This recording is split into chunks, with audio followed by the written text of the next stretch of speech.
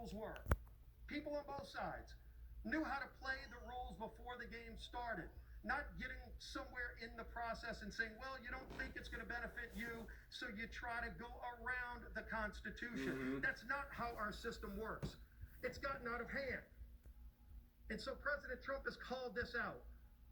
And President Trump has stood up to it. So many of us have stood up to it. And in fact, over 100 of my colleagues, Madam Speaker, asked the Supreme Court to address this problem just a few weeks ago. And unfortunately, the court chose to punt.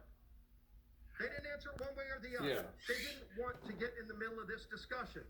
That's We not, don't have that it's not up to luxury them. today. We have to discuss this. We have to fix this. In fact, on our first full day of this Congress, many of us brought legislation onto the House floor to start fixing the problems with our elections, to restore integrity to the election process, which has been lost by so many millions of Americans. And we had a vote. Every single Republican voted to reform the process. Every single Democrat voted against it. They don't want to fix this problem. But the Constitution is our guide. Yes.